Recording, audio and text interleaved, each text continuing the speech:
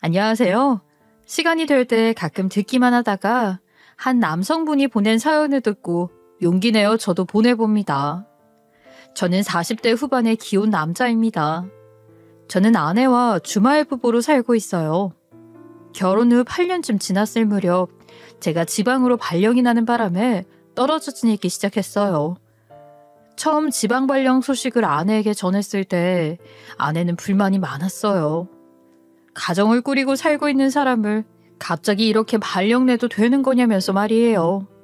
사실은 어쩔 수 없는 상황임을 모르지 않았던 아내지만 그래도 받아들이긴 쉽지 않았겠죠. 아내는 제게 애도 어린데 어떻게 떨어져 지내느냐며 주말 부부는 절대 용납할 수 없다며 강하게 반대를 하기도 했어요. 제게 이직을 권할 정도로 정말 싫어했습니다. 하지만 지금 하는 이 일을 제가 너무 좋아했고 또 잘했어요. 아내는 일에 관해 이야기하는 저를 볼 때면 애착 장난감을 가지고 신나게 노는 어린아이 같다고 말하곤 했어요.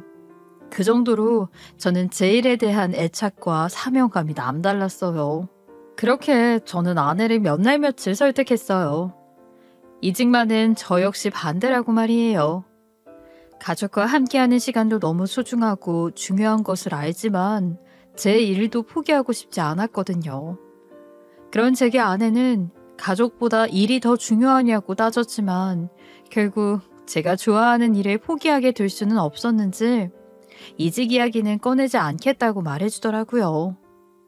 의견 충돌은 좀 있었지만 저를 이해해 주려고 노력하는 아내에게 고마움을 느꼈어요. 그래서 처음엔 지방 발령이라고는 해도 자차로 2시간 반 정도 걸리는 거리이니 왕복으로 쳤을 때 많은 시간이 소요되긴 하지만 그래도 집에서 출퇴근하겠다고 아내를 안심시켰어요. 아내는 그런 제게 자신을 그렇게까지 생각해주고 배려해줘서 고맙다며 무척 행복해하더군요. 그 모습을 보니 제가 옳은 판단했을 거라고 생각했어요. 하지만 생각과는 달리 정말 힘든 일이었어요. 평소 걸리는 시간이 2시간 반 정도 걸리지만 출퇴근 시간은 정말 전쟁과도 같았거든요. 그러다 보니 집에 와서도 가족들과 시간도 보내지 못했고 가족들 자는 모습만 바라보다 저도 다음 날을 위해 곧장 잠을 청해야 했어요. 매일 왕복으로 6시간 이상 운전을 하니 시간이 흐를수록 사람이 너무 지치더라고요. 하지만 정말 꾹 참았어요. 제가 한 선택이니까요. 그렇게 힘들게 지낸 지 한 달이 좀 넘었을 때 결국 교통사고가 나고 말았습니다. 정말 다행히 고속도로에서 발생한 사고는 아니라 큰 사고는 면해 금방 건강을 찾을 수 있었지만 이 사고로 저와 아내는 다시 생각해보게 되었고 앞으로도 지금처럼 지내는 건 무리가 있다고 생각했어요. 그렇게 이 일로 다시 아내와 많은 대화를 나누게 되었는데 아내는 어쩔 수 없는 거니 저를 따라 함께 내려가겠다고 하더라고요. 저는 그래주면 너무 고맙고 좋았지만 실은 아내도 일하고 있고 맞벌이다 보니 애를 장모님이 케어해주는 날이 많았어요. 그런데 저를 따라 우리 가족이 다 내려가면 아내는 잘 다니고 있는 곳을 그만두고 이직을 해야 하고 또 이직한다고 해도 아이를 돌봐줄 사람을 구하는 게 쉽지 않으니 쉽게 결정을 내리기는 어려웠어요. 거기다 아내도 자기 일에 대한 욕심도 있었고 만족도도 높은 편이었던 터라 저 때문에 이직하는 것을 저는 바라지 않았어요. 아내에게 희생을 강요할 수는 없는 거니까요. 그렇게 저희는 한참을 고민한 끝에 주말 부부로 지내기로 결정을 내리게 된 겁니다. 당장은 그렇게 지내도 다시 사정이 좋아지면 본사로 복귀할 테니 일단은 그 전까지만 주말 부부로 지내자고 말이에요. 혼자 지낼 집을 구하는 것쯤은 그리 어렵지도 않았어요. 그냥 적당히 잠만 잘 수 있는 정도의 집이면 되니까요. 아내는 제가 집을 구할 때 꼭 같이 알아봐 주겠다고 해 어쩔 수 없이 주말에 몰아서 집을 알아보러 다녔어요. 그런데 운 좋게 공실이고 저렴한 가격의 월세집을 구하게 되었죠. 긴 시간 허비하지 않고도 저와 아내가 생각한 적당히 딱 맞는 그런 집이었어요. 오래된 다세대 주택이라 계단이 좀 많긴 했지만 그런 건 그렇게 단점도 아니었어요. 그렇게 이사를 하게 된 날도 아내가 나서서 참 많이 도와줬어요. 짐이 별로 없어서 어려울 것도 없다고 말렸지만 아무리 그래도 얼마나 지내게 될지도 모르는데 주변 이웃들에게 이사 왔다고 인사는 하는 게 예의지 않겠냐며 저를 잘 부탁한다고 자신이 저를 대신해 소소하게 준비한 떡과 과일을 조금 챙겨 각 집을 돌아다니며 돌리기도 했죠. 거리도 꽤 있고 이사라고 하기에 너무 조촐한데 쉬는 날에 저를 위해 시간을 내서 내려와 이렇게까지 챙겨주는 아내에게 무척 감사했어요. 아내가 이렇게 신경 써준 덕에 저는 주변 이웃과 마주칠 때 어색하지 않게 인사를 나누며 지낼 수 있게 되었죠. 제 옆집에는 한 여자가 살았는데 유일하게 조금 어색한 관계였어요. 아무래도 혼자 사는 여자라 조심스럽기도 했고 여자도 제가 혼자 사는 남자라 조금 경계 아닌 경계를 하는 듯 했거든요. 뭐 이웃이라고 모두 가깝게 지내야 한다는 법도 없으니 그저 그러려니 했어요. 오며 가며 마주쳤을 때 인사 정도는 나누는 사이 그뿐이었죠. 그런데 어느 날부터인가 이 옆집 여자가 마주칠 때면 조금 겁에 질린 듯한 모습을 보이곤 하더라고요. 대놓고 벌벌 떨거나 하는 것은 아니지만 왠지 불안해하고 자꾸 두리번거리는 등의 행동을 많이 하더라고요. 옆집 여자가 몇 번 머뭇거리며 뭔가 물어볼 것처럼 저를 불러세운 적이 있긴 했지만 그냥 인사만 하고 휙 집으로 들어가곤 해서 무슨 일이라도 겪은 건가 싶어 물어볼까 생각한 적도 있지만 친한 사이도 아닌데 괜히 선 넘는 행동으로 느낄까봐 더는 신경 쓰지 않았어요. 그렇게 평범한 일상을 보내며 지냈어요. 금요일이 되면 아침 일찍 출근할 때 미리 차에 아내와 아이가 있는 곳으로 향하기 위한 간단한 짐을 챙겼어요. 퇴근하면 곧장 저를 기다릴 아내와 아이에게 조금이라도 빨리 가기 위해서요. 아내는 제가 집에 가는 날이면 저를 살뜰히도 챙겨주었어요.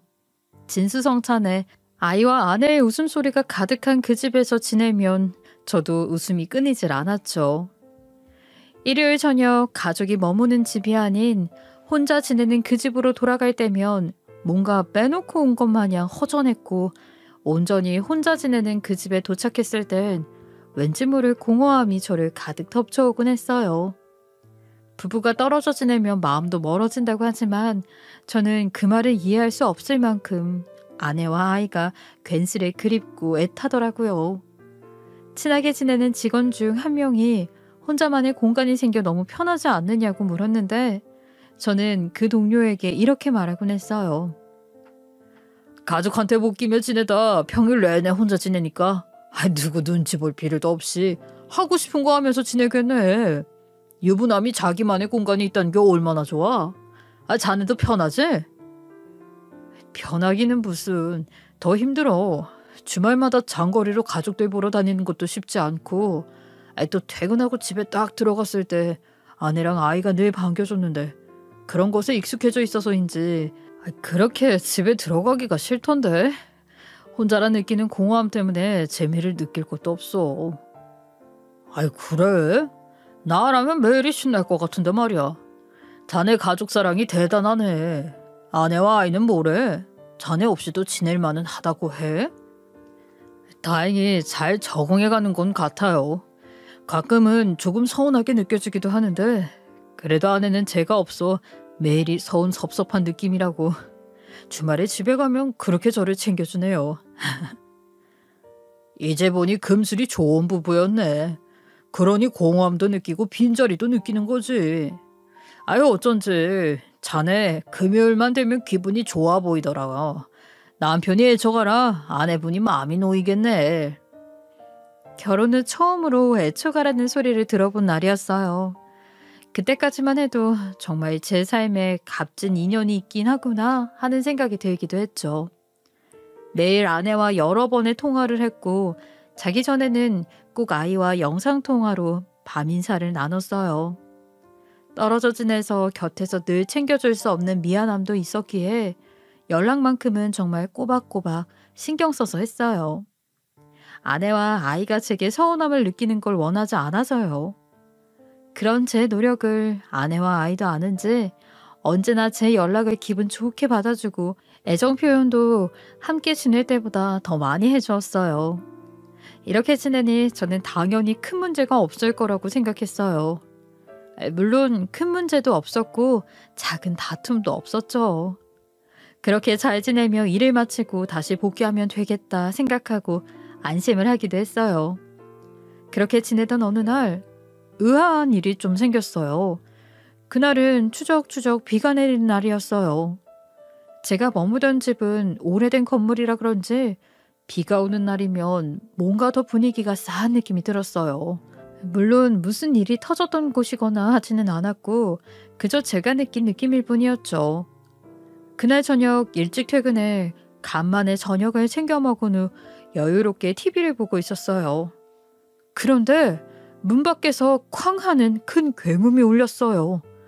평소 정말 조용한 편이었기에 저는 그 소리에 깜짝 놀라 현관문을 열어 바깥을 살펴봤어요.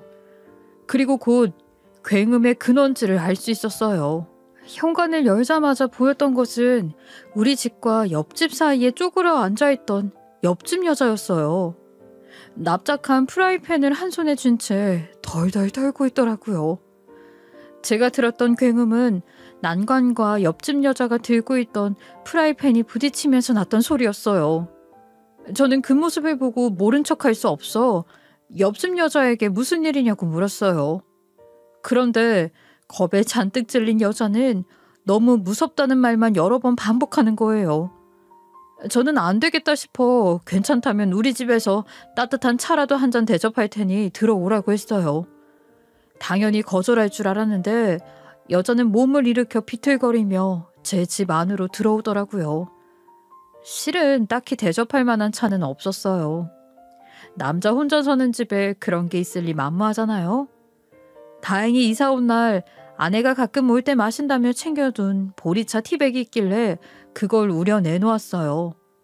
옆집 여자는 여전히 벌벌 떨면서도 고맙다는 말을 하더라고요. 그렇게 둘 다 말없이 있는데 10분쯤 지나니 옆집 여자도 서서히 진정이 되어 가더라고요. 저는 그제야 혹시 집에 무슨 일이 있는 거냐고 물었어요. 하지만 옆집 여자는 쉽게 말문을 열지 못했어요. 대답을 기다린 지 한참 만에야 별일 아니라고 말하는 게 다였죠. 저는 별일이 아닌 게 확실하냐고, 프라이팬은 도대체 왜 들고 나왔냐고, 도움이 필요한 건 아니냐고 물었어요. 그런데 옆집 여자는 수상한 사람을 본 것 같아서 혹시나 하는 마음에 들고 있던 것뿐이라며 폐를 끼쳐 미안하다면서 지금쯤이면 괜찮을 거라고 말하고는 차 감사했다며 자기 집으로 휘하니 돌아가더라고요. 그 후로도 꽤 여러 번 옆집에서 소란스러운 소리가 들렸어요. 하지만 그날처럼 밖에서 덜덜 떨고 있던 적은 없기도 하고 무슨 일인지 이야기하는 것을 불편해하는 것 같아 구태여 신경 쓰지 않고 지냈습니다. 그러던 어느 날 정말 믿을 수 없는 일이 터지고 말았어요. 보통 밤 12시쯤 잠이 드는데 그날은 몸이 좀 피곤했던 건지 평소보다 일찍 잠을 청했어요. 중간에 화장실이 가고 싶어서 잠에서 깼고 일을 본 뒤 다시 잠자리에 누웠는데 현관벨이 미친 듯이 울리며 밖에서는 무섭다고 살려달라며 통곡을 하는 겁니다. 그때 시간이 새벽 4시였고 그 주인공은 바로 다름 아닌 옆집 여자였어요. 저는 너무 놀라 현관문을 열어 이 시간에 무슨 일이냐 물었더니 이 여자가 하는 말에 괜히 소름이 끼쳤어요. 아저씨 제발 문 좀 열어주세요. 제발요. 저 좀 도와주세요. 살려주세요. 도대체 이 늦은 새벽에 무슨 일입니까? 살려달라는 말은 또 뭐고요? 저 너무 무서워요. 우리 집에 누군가가 침입해서 저를 지켜보고 있어요. 제발 경찰에 신고 좀 해주세요. 저 좀 도와주세요. 누군가 침입했다니요. 겁먹지 말고 침착하게 설명해보세요. 누군지 짐작하는 사람 없어요? 설마 얼마 전에 프라이팬 들고 쪼그려 앉아있을 때도 그럼 이런 일 때문이었던 거예요? 네, 맞아요. 그때는 확실하지는 않지만 누군가 저를 감시하는 것만 같아서 그랬던 건데. 근데 이제 정말 진짜로 우리 집까지 들어와 저를 지켜보고 있다고요. 이거 어떻게 해요? 지금도 제 집에 있어요. 거울에 딱 비춰서 저와 눈이 딱 마주쳤다고요. 일단 진정해요. 그때 그 일과 관련 있는 사람이 분명하겠네요. 너무 무서우면 여기 우리 집에서 잠깐 기다려요. 제가 직접 가서 확인해보고 올게요. 옆집 여자는 대답 대신 고개만 끄덕였어요. 여전히 얼굴에 눈물 범벅이 돼서는 겁에 질린 채로 말이에요. 어렸을 때 저는 운동을 꽤 오랫동안 했기에 남자 한 명 정도 제압하는 것 정도는 할 수 있었던 터라 저는 옆집 여자를 잠시 우리 집에 두고 현관이 반쯤 열린 옆집으로 다가갔어요. 그리고 곧 문을 열고 들어갔어요. 옆집도 우리 집과 구조가 같은 원룸이라 몸을 숨긴다고 해도 딱히 숨겨질 곳은 없었어요. 그래서 가장 눈에 띄는 침대 밑으로 시선을 돌렸고 저와 범인도 딱 눈이 마주쳤어요. 저는 그 범인을 확인한 순간 가슴이 철렁 내려앉았습니다. 범인은 너무도 낯익은 얼굴이었으니까요. 범인은 저와 눈이 마주치니 침대 밑에서 슬금슬금 나오기 시작했고 적나라하게 서로를 확인한 순간 정말 입이 다물어지지 않을 만큼 소스라치게 놀랐어요. 범인은 다름 아닌 제 아내였던 거예요. 저는 너무 놀라 말까지 더듬으며 물었어요. 당신이 이 집에 그것도 그 침대 밑에 왜 있는 거야? 그것도 이 늦은 새벽 시간에 남의 집에 침입해가면서 뭐 하는 짓이냐고. 윤준이는 어쩌고 당신이 여기서. 남편이 지금 옆집 여자랑 바람이 났는데 내가 시간이 뭐가 중요하고 애가 뭐가 중요하겠어. 안 그래? 지금도 봐. 이렇게 떡하니 겁먹은 이 집 여자를 두고 당신이 아무렇지 않게 이 집에 들어왔잖아. 너 지금 그걸 말이라고 하는 거야? 내가 바람이 나긴 무슨 바람이 났다는 거야. 그리고 설령 내가 바람이 났다고 해도 이렇게 남의 집에 침입까지 숨어서 관찰하는 게 말이 되는 거냐고. 이건 범죄야, 범죄. 그걸 누가 몰라? 그러니까 내가 왜 이런 범죄까지 저지르도록 만들었어. 왜? 그러고도 뻔뻔하게 나랑 윤준이를 대하면서 연기까지 펼쳤잖아. 그러는 당신은 선량한 사람이야? 내가 오죽하면 이런 짓까지 했는지는 생각 못해. 다 당신 때문이잖아. 그게 다 무슨 소리야. 도대체 뭘 보고 내가 바람을 핀다는 건데. 무슨 근거로 옆집 여자랑 나를 엮은 거냐고. 그걸 지금 질문이라고 하는 거야? 여기로 처음 이사 와서 떡 돌린 날 내가 이웃들한테 인사하러 다닐 때는 오지도 않았으면서 나중에 마주쳤을 때 둘이 아주 친밀하게 인사를 나누던 걸 다 봤어. 애초에 당신이 이곳에 이사 온 게 저 여자랑 어떻게 해볼 생각으로 온 거 아니야? 우리 집 알아볼 때 저 여자 마주쳤었잖아. 무슨 말도 안 되는 소리를 하는 거야. 친밀하게 인사를 나누다니. 그냥 이웃이니까 예의상 가볍게 인사한 게 다야. 그리고 당신은 바람 피려고 아내랑 같이 집을 보러 다니냐?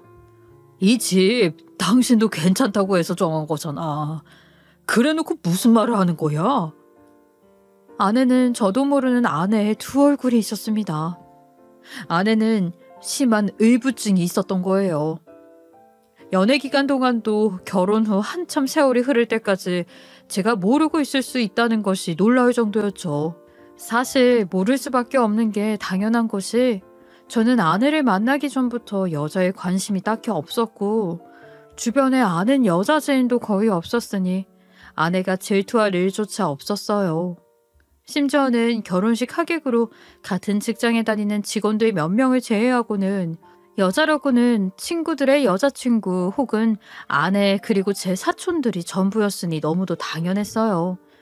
그러니 아내의 의부증을 알 턱이 없었던 거죠. 그런데 제가 지방 발령으로 따로 떨어져 지내게 돼서야 아내의 이런 모습을 보게 된 거고 저는 정말 큰 충격이었습니다. 아내는 제가 처음부터 옆집 여자와 바람을 피기 위해 이 집으로 이사를 온 거고 이미 저와 옆집 여자는 불륜 관계라고 확신까지 한 상태더군요. 그래서 제가 무슨 말을 해도 믿지 않았어요. 저는 아내에게 도대체 언제부터 이런 짓을 했는지 따져 물었어요. 그런데 아내는 그런 제 말에 또다시 마음대로 해석을 했는지 자신이 얼마나 옆집 여자를 해코지했는지가 궁금한 거냐고 소리쳤어요. 저는 너무 당황하고 화가 나서 똑같이 아내에게 언성을 높이며 말했어요. 언제부터 그런 건지 정확히 알아야 사과를 하지 않겠냐고요. 옆집 여자가 걸고 넘어져서 선처나 합의도 안 해주면 당신 어쩌려고 그런 짓을 벌이냐고. 제게 믿음이란 게 없었던 거냐고요. 아내는 제가 옆집 여자에게 사과를 한다는 말이 마음에 들지 않는다며 왜 제가 나서서 사과를 하느냐고 따지더군요. 저는 그런 아내의 태도에 머리 끝까지 화가 솟구쳤어요. 당신이 왜 그 여자한테 사과를 해? 난 싫어. 마음에 들지 않는다고. 왜? 당신 아내인 내가 당신의 불륜녀한테 피해를 끼쳐서 그게 너무 가슴이 아프고 미안하고 그래? 정말 그러기라도 한 거냐고. 여보, 제발 정신 좀 차려. 당신이 한 짓을 좀 제대로 하란 말이야. 옆집 사람을 여자로 보지 말고 그냥 이웃으로만 봐. 당신이 나와는 상관도 없는 사람을 당신의 의심 때문에 그 어처구니 없는 상상 때문에 큰 피해를 끼쳤다고. 이 일이 해결되든 그렇지 않든 당신 때문에 트라우마가 생길지도 모른다는 생각은 정말 못하는 거야? 그럼 나는? 당신과 옆집 여자 사이로 인해 내가 생길 트라우마는 어떡할 건데 왜 저 집 여자만 감싸고 도느냔 말이야. 당신에게 도대체 난 뭐야? 뭐냐고. 나를 이해해줄 생각은 끝까지 못하고 있잖아.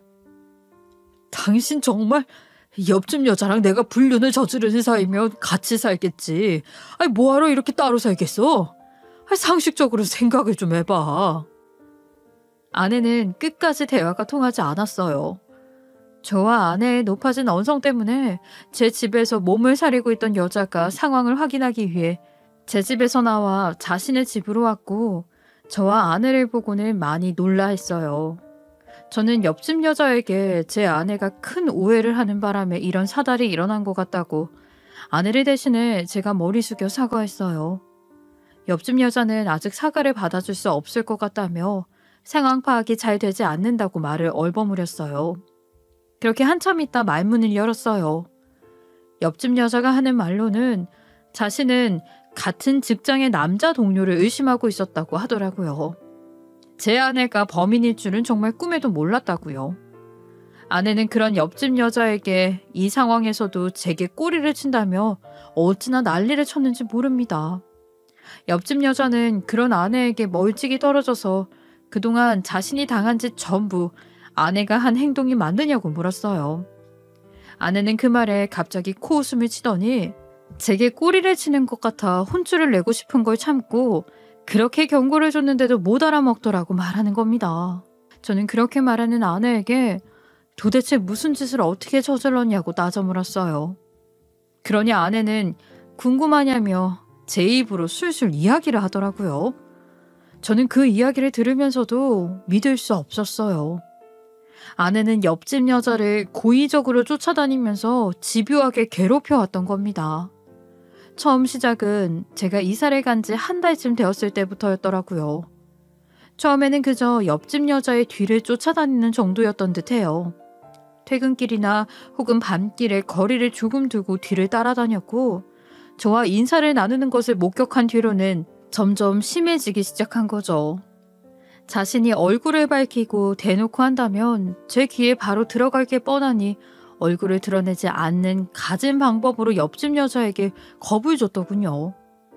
저희 주택단지가 쓰레기 버리는 날이 정해져 있는데 그 날짜에 맞춰버리기 위해 잠깐 현관 밖에 내놓은 쓰레기 봉투 속을 파헤쳐 놓기도 했고 옆집 여자가 인터넷으로 주문했던 옷 택배가 열려 있었고 그 속의 옷은 가위로 듬성듬성 다 잘라놓았다고 해요.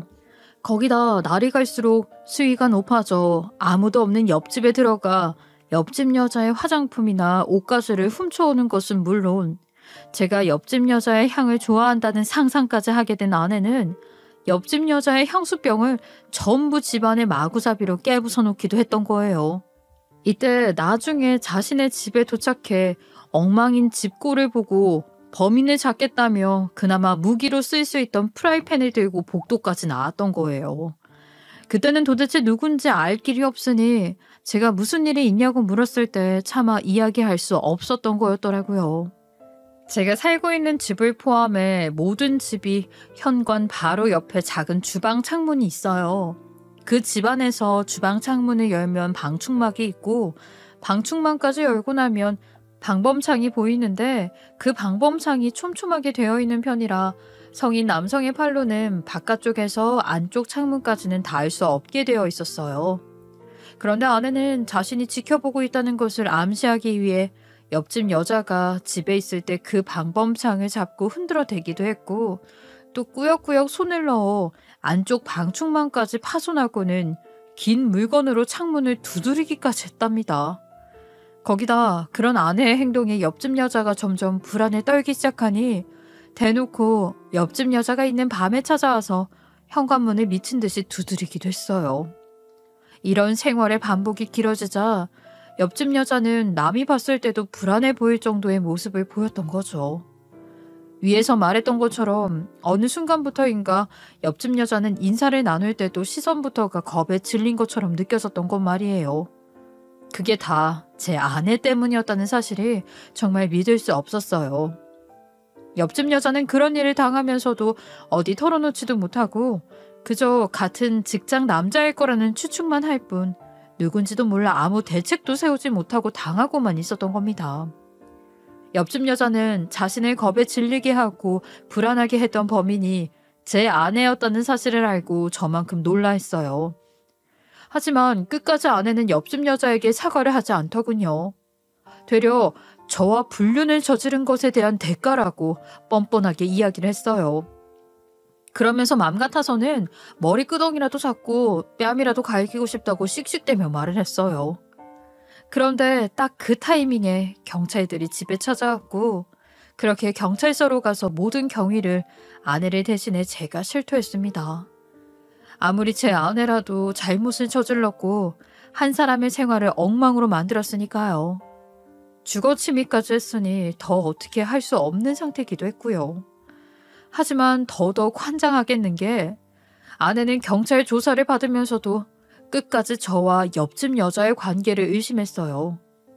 아내는 경찰서에서도 굴하지 않고 경찰들에게 불륜을 저지른 남편과 그 여자를 잡으려면 어쩔 수 없는 것 아니냐면서 당신들이 자신의 심정을 알기나 하냐며 포효했어요.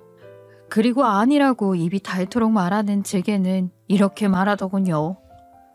바람 피는 사람이 같이 있는 현장에 잡는 것도 아니고 나 바람났소 하고 실토하는 사람이 어디 있겠어?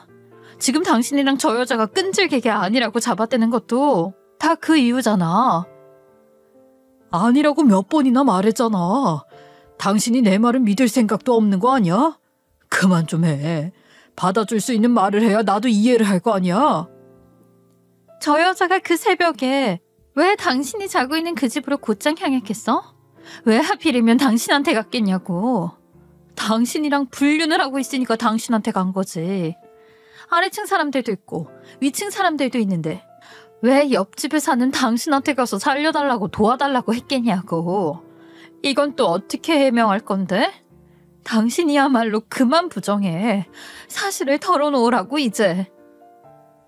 그런 상황에서 가장 가까이 있는 사람한테 도움을 청하는 건 당연한 것 아니야? 도대체 당신은 내가 어떻게 해야 믿을 건데? 어떻게 해야 내가 불륜을 저지른 게 아니라는 걸 믿어줄 거냐고. 난 당신이 뭘 어떻게 해도 못 믿어. 내가 다 봤잖아. 그 새벽에 당신이 저 여자를 위해 자다 말고 뛰쳐나온 거. 난 그것만으로도 충분히 당신이랑 저 여자 사이를 확신해. 그리고 당신 핸드폰에 내가 몰래 위치 추적 어플 깔아뒀어. 그 어플에는 항상 집이더라.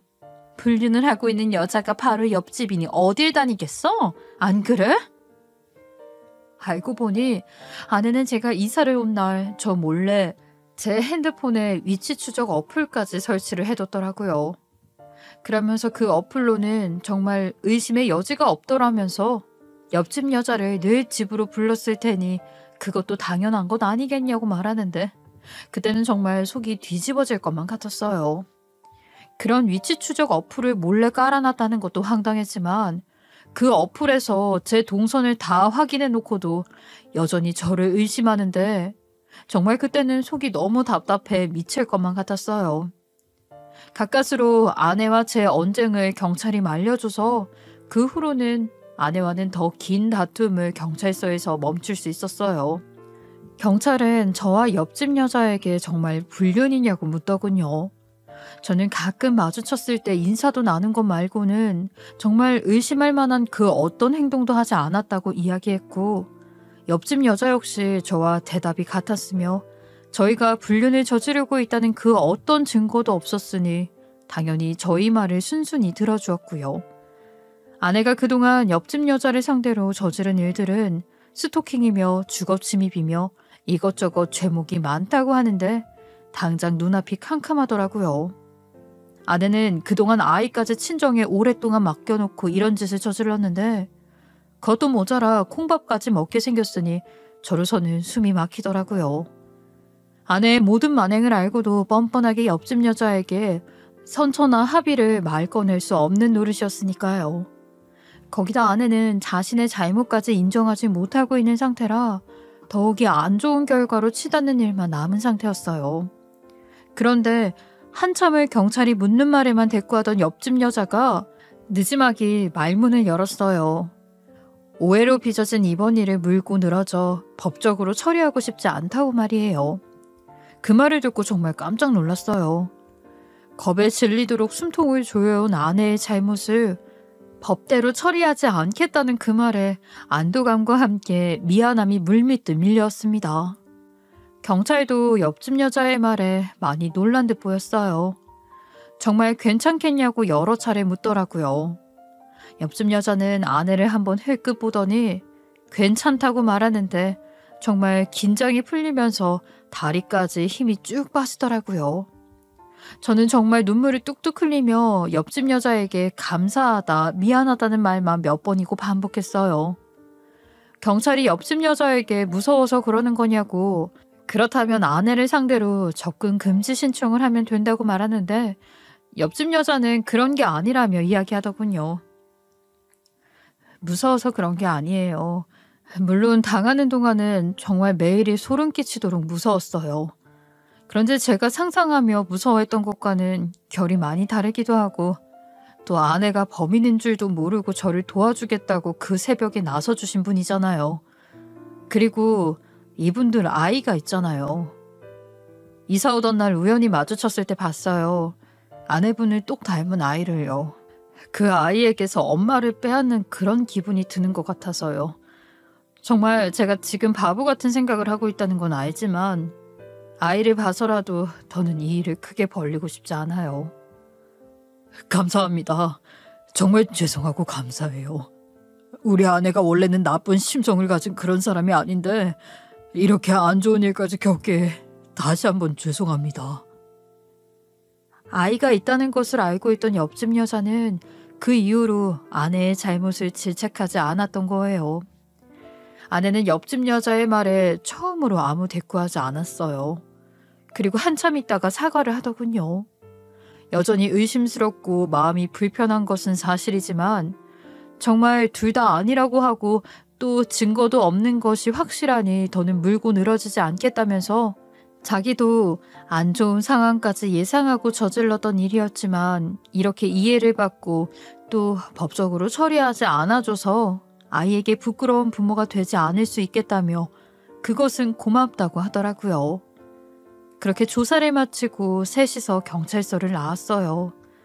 어쩌다 보니 셋이 함께 집으로 돌아왔고 그러는 동안 아내는 드디어 옆집 여자에게 미안하다며 사죄를 했어요. 아무리 질투에 눈이 멀었어도 이 관계가 의심스러웠어도 하면 안 되는 짓이었다고요. 머리로는 해서는 안 되는 행동이라는 것이라고 자신이 다그쳐도 몸은 어느새 그런 몹쓸 짓을 저지르고 있더라면서 하늘에 맹세코 앞으로는 절대 이런 식으로 하지 않겠다고 하더라고요. 옆집 여자는 최대한 아무 관계가 아님을 증명하고 싶었지만 끝까지 믿음을 주지 못한 것에 대해 유감이라고 말하고는 자신의 집으로 들어갔어요. 아내와 저는 집으로 돌아온 후 둘 다 회사에 연차를 쓴 뒤 오랫동안 깊은 대화를 나눴어요. 처음에 아내는 어찌할 바를 모르더군요. 어떻게 해야 맞는 건지 이제는 모르겠다면서요. 저를 의심하기 시작한 뒤로는 단 하루도 마음이 편할 날이 없었다며 그렇게 불안해하다 보니 어느새 자신이 피폐해진 것 같다고 말하며 자신의 의지대로 몸이 따르지 않더라고 하더군요. 그러면서 아내는 의심해서 미안하지만 여전히 의심을 멈출 수 없다고요. 저는 그동안 결혼해서 함께 살면서 어떻게 그 수많은 날들을 그런 의심 속에서 참고 살고 있었냐고 물었더니 아내가 하는 말이 함께 삶아대고 지내는 동안은 제가 자신을 너무도 사랑하고 아껴주는 것을 느낄 수 있었다고요. 거기에 저 몰래 핸드폰을 본 적이 몇 번 있는데 의심할 여지가 없을 만큼 군더더기 없었다고 하더라고요. 하지만 몸이 멀어지니 직접 눈으로 확인할 수는 없고 이사 와서 인사를 돌리는데 딱 옆집에 여자가 혼자 사는 것을 알고부터는 상상이 꼬리에 꼬리를 물고 커져서 불안해서 어느 순간부터는 잠도 잘 오지 않았다면서 자기도 그렇게 행동하기까지 정말 많이 힘들었고 여전히 힘들더라고 털어놓았어요. 저는 아내의 이런 이야기를 듣고 생각이 참 많아졌어요. 그래서 그 일이 있는 후 일주일 뒤 다시 제 짐을 챙겨 원래 우리 가족의 보금자리로 돌아갔습니다. 물론 또다시 장장 왕복 6시간 이상을 운전하는 긴 여정이 시작되었지만 그 편이 아내를 위해 더 나은 일이라는 생각뿐이었어요. 그리고 그런 일을 겪게 한 옆집 여자를 이웃으로 자꾸 마주치는 것도 미안하고 불편하더라고요. 아이를 위해서도 아내를 위해서도 제가 조금 더 힘들고 조금 더 이해하면 모두가 좋으니 가족을 위해 희생하는 김에 조금 더 해보자 하는 마음으로 다녔어요. 그렇게 지낸 후 아내의 불안은 많이 가라앉게 되었어요. 물론 그런 일이 있기 전의 모습을 되찾는 게 쉽지는 않지만요. 아내 역시 아이를 생각하며 견뎌주었던 것 같아요. 그렇게 또다시 지방까지 출퇴근하기 시작한 지가 벌써 1년이 다 되어가네요. 지금은 익숙해져서 힘든 것도 좀 무뎌졌어요. 주말 중 하루는 온전히 제가 쉴 수 있도록 아내와 타협을 한 뒤부터는 괜찮아졌기도 하고요. 아직도 여전히 아내는 저를 의심하며 욕할 때도 있고 또 그 후로 저를 소유하고 싶어 한다고 해야 할까요? 그런 모습도 왕왕 보이지만 저는 이런 아내를 이해하기 위해 늘 노력하고 또 조심하면서 지냅니다. 의부증이라는 게 상대만 힘이 든 게 아니라 당사자도 그만큼 힘든 정신적 문제이기 때문에 아내를 미워하거나 원망하지 않아요. 되려 아내의 이런 정신적 문제를 조금씩 고쳐나가기 위해 저도 아내와 함께 최선을 다해 노력하는 중입니다. 저는 그 누구보다 여전히 아내를 사랑하고 있고 앞으로도 아내를 사랑하며 미래를 함께 그려나가려고 해요. 사랑하기에 아내의 치료를 적극적으로 도와주고 또 제가 아내를 이해하고 배려하며 그렇게 제 배필이 조금씩 부부의 관계 속에서도 행복을 찾아가길 바라고 있어요. 상상도 못했던 큰일이지만 그때의 일을 아내도 반성했고 아직도 그때의 일이 자신이 한 일 중 가장 창피하고 못된 짓이었다는 것을 깨닫게 되었더라고요. 제가 다시 원래의 집으로 들어오고 나서 아내가 제 핸드폰에 깔아두었던 위치 추적 어플도 스스로 지우고 더는 그런 어플을 설치해서 제 일거수일투족을 알려고 드는 것은 자제하겠다며 사과를 하더군요. 저는 그런 아내에게 이런 어플이 뭐라고 그러냐고 제가 어디서 뭘 하는지 궁금하면 그때가 언제건 물어보라고 거짓 없이 다 알려주겠다고 그러니 다시 시작하는 마음으로 저에 대한 믿음을 조금씩 키워나가 보자고 이야기해 주었어요. 그 말이 힘이 조금은 됐는지 자신도 질투든 불안이든 느끼게 됐을 때 솔직하게 털어놓겠다고 말해 주었어요. 저는 그때 정말 큰 희망을 받고요. 그리고 더욱 놀랐던 건 아내의 만행도 있고 저도 혼자 지내던 집에서 나와서 옆집 여자와 관계가 완전히 끝난 줄 알았는데 저 몰래 연락을 하는 사이까지 발전했더군요. 그걸 알고 물어보니 옆집 여자가 먼저 연락을 줬었다면서 그걸 시작으로 지금은 편하게 연락하는 사이가 되었다나요? 그러면서 하는 말이 사실 옆집 여자가 심리학을 전공했던 터라 아내의 상태를 너무 잘 이해해주고 있었더라고요. 도움을 주고 싶어 먼저 용기를 내서 연락을 주었던 거고요. 그 덕인지 아내도 자기가 더는 그런 불안에서 벗어나기 위해 노력을 많이 했고 또 지금도 열심히 노력하며 지내고 있으니 부디 제 사연을 듣는 시청자분께서 너그러이 이해하며 들어주시길 바랍니다. 저와 제 아내가 부부로서 믿고 의지하며 더욱 단단한 관계가 될 수 있도록 많은 조언과 응원 부탁드립니다. 제 사연을 들어주셔서 감사합니다. 지금까지 커피앤톡이었습니다. 오늘도 끝까지 함께 해주셔서 감사하고요. 다음 영상으로 또 찾아뵙겠습니다.